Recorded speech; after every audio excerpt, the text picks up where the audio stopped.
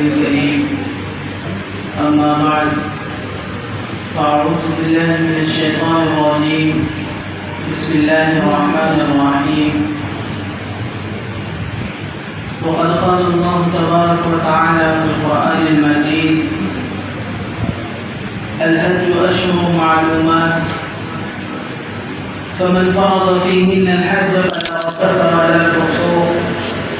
صدق الله العظيم. میرے محترم بزرگ دوستو، اللہ رب العزت نے 4 مہینوں کو اپنی کتاب قرآن میں حرمت والے مہینے، یعنی وہ مہینہ جو کہ تعظیم کے لائق ہے اور قابل ہے. حرمت عربی میں بولتے ہیں تعظیم والے کو، یعنی وہ نہیں ہے جس سے لفظ اردو میں حرام بولا جاتا ہے. اسی طریقے سے عربی میں تحریم، حرمت یعنی حرمت والا مہینہ،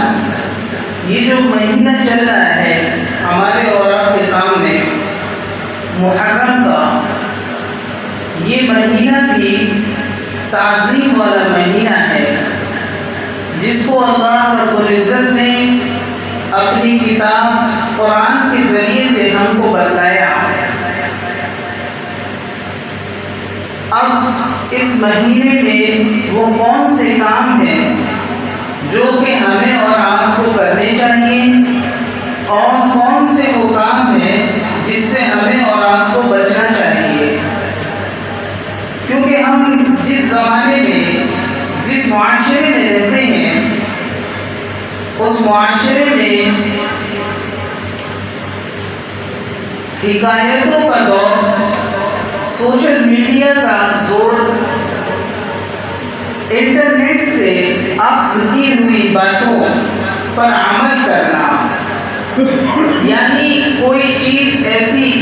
جو ہم نے یوٹیوب میں دیکھ لی، فیس بک کے ذریعے سے ہم نے اس کو پڑھ لیا،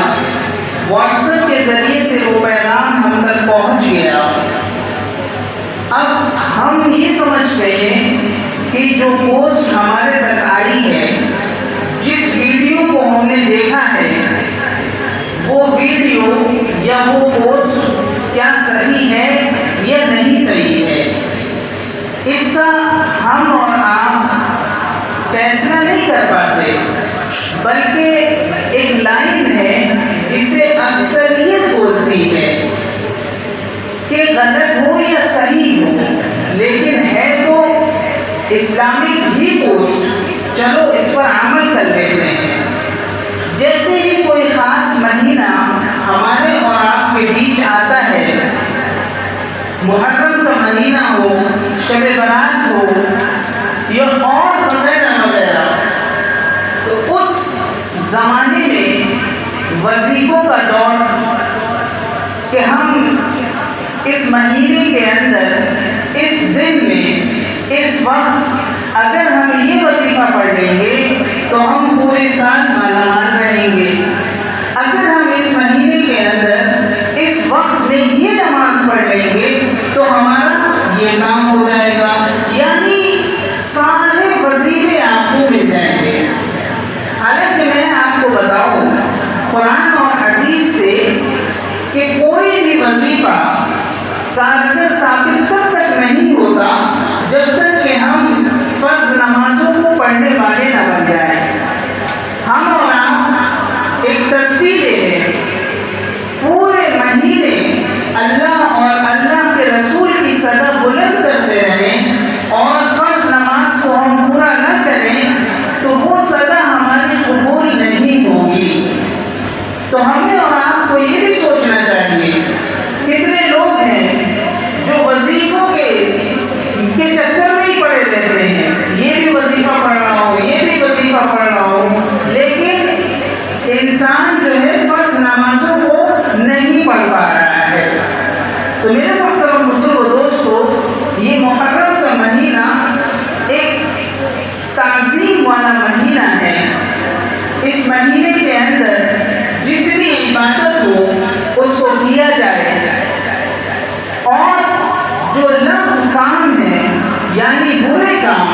اس سے بچا جائے۔ یہ حکم صرف ہمیں ہی نہیں دیا گیا بلکہ اس سے پہلے جو امتیں گزری ان کو بھی یہ حکم دیا گیا کہ ہمیں کیا کرنا چاہیے اور کیا نہیں کرنا چاہیے۔ اس مہینے کے تعلق سے ایک چیز جو معروف و مشہور ہے وہ ہے 10 محرم کا روزہ، کہ 10 محرم کے دن روزہ رکھنا کیسا ہے، کیا یہ حدیث سے ثابت ہے؟ تو میں یہ بتاؤں کہ یہ جو روزہ ہے 10 محرم کا روزہ یہ سنت ہے، مستحب ہے۔ اس کو اللہ کے رسول نبی پاک صلی اللہ علیہ وسلم رکھا کرتے تھے، بلکہ اس زمانے کے اندر چونکہ 10 محرم کا روزہ یہودی لوگ بھی رکھا کرتے تھے، اس لیے اللہ کے رسول نبی پاک صلی اللہ علیہ وسلم نے فرمایا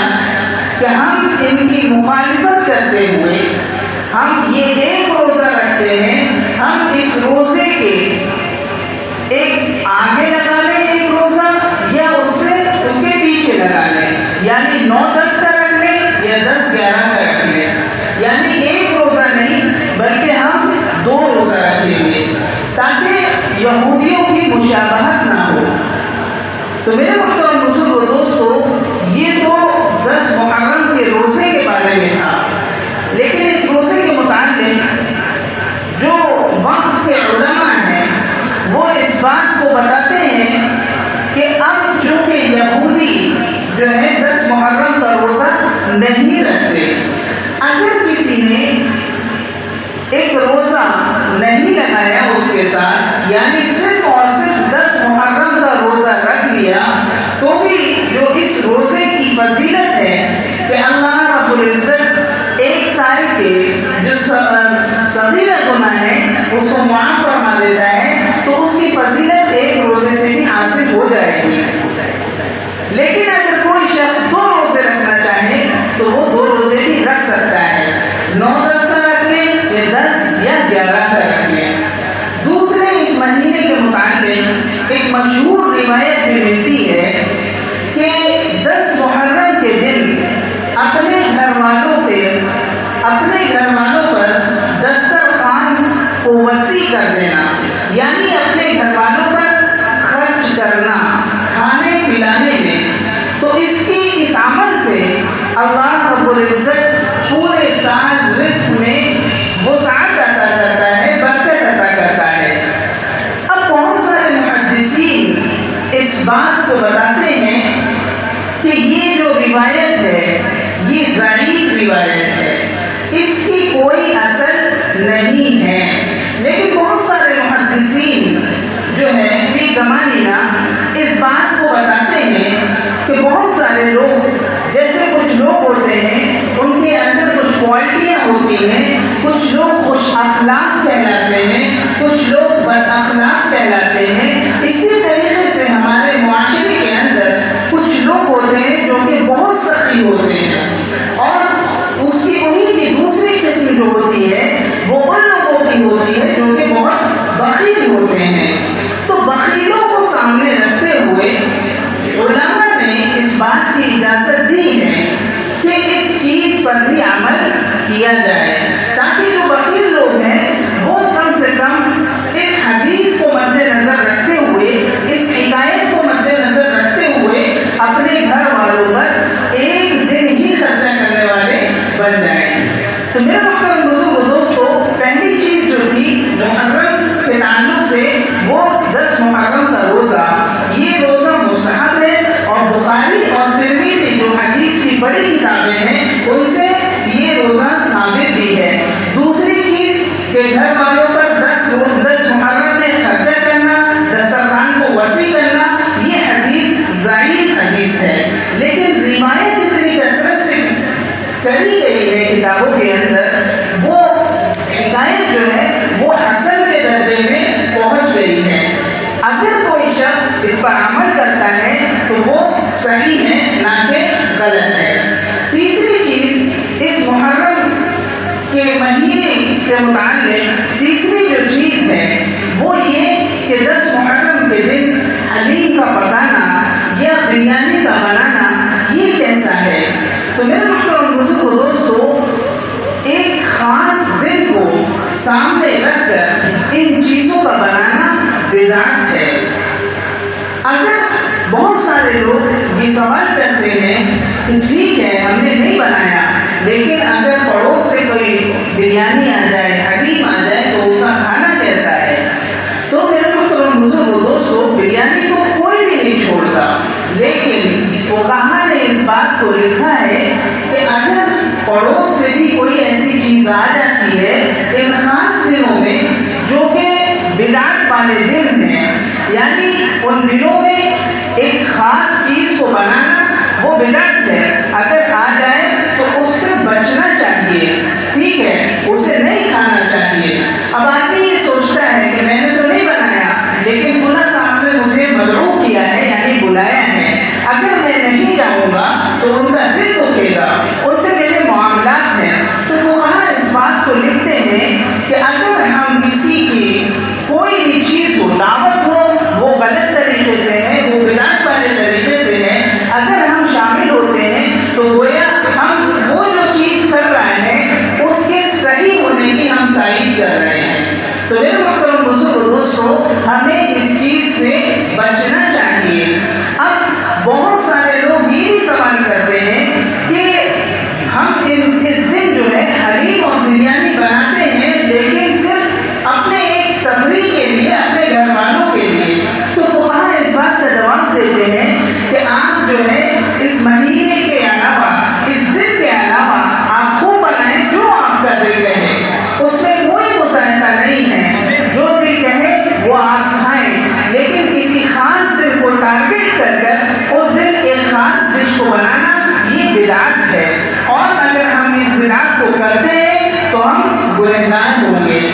چوتھی چیز اس حلیم کے ہی ذریعے سے کہ بہت سارے لوگ یہ سوال کرتے ہیں کہ حلیم کو حلیم نہیں کہنا چاہیے بلکہ دلیم کہنا چاہیے۔ تو میرے محترم بزرگ دوستو، دلیم کوئی ڈش نہیں ہوتی، بلکہ حلیم جو ہے ایک زمانے قدیم سے اس کا نام پڑا ہوا ہے، لیکن کچھ فارغ الذہن لوگ ہوتے ہیں جن کے پاس کوئی کام نہیں ہوتا، صرف دوسروں کو شک میں ڈالنا۔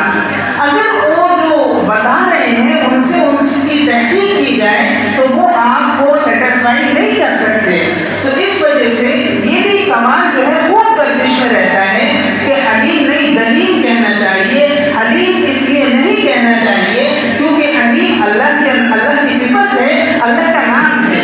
تو میرے محترم بزرگ دوستو، جو لوگ اس چیز کے ذریعے سے سامنے والے کو شک میں ڈالتے ہیں، تو میں ان سے اس کا مطالبہ کروں گا کہ وہ پہلے عربی کو سیکھیں، عربی گرامر کو سیکھیں، کیونکہ حلیم جو اللہ کی صفت ہے وہ علم سے نہیں بنا، علم سے بنا ہے، اور حلیم کا جو تعلق ہے وہ حلیم جو ہے علم سے بنا ہے۔ تو یعنی عربی کے کچھ گرامر ہوتے ہیں، کچھ الفاظ ہوتے ہیں جس کا کب کہاں پر استعمال کرنا ہے، وہ آپ جب عربی ہم اور آپ جب سیکھیں گے تب ہمیں یہ پتہ چلے گا۔ تو یہ بھی ایک گمراہی ہے کہ حلیم کو دلیم کہنا ہے کہ دلیم کو حلیم کہنا ہے۔ یہ موٹی موٹی کچھ باتیں تھی جو ذہن میں رکھ کر ہمیں زندگی گزارنا ہے، یعنی ہم کو ہر وہ کام کریں جس سے اللہ اور ہمارا رسول ہم سے راضی ہو جائے۔ ہم 10 محرم کے دن یا حسین کرتے رہیں اور حسین والی نماز کو چھوڑ دیں تو پھر ہمیں حسین سے کیسے عشق ہو سکتا ہے؟ ہم پورے دن ادھم مچاتے رہیں حسین، لیکن پورے دن نماز 5 وقت کی نہیں پڑھے تو پھر ہم حسین کے عاشق نہیں ہیں۔ تو میرے محترم بزرگ دوستو، ہم اس مہینے کو منحوس مہینہ نہیں قرار دیں گے، کیونکہ اللہ کے رسول نے اس مہینے کو منحوس مہینہ قرار نہیں دیا ہے، بلکہ ہمارے دل میں جو یہ ایک بات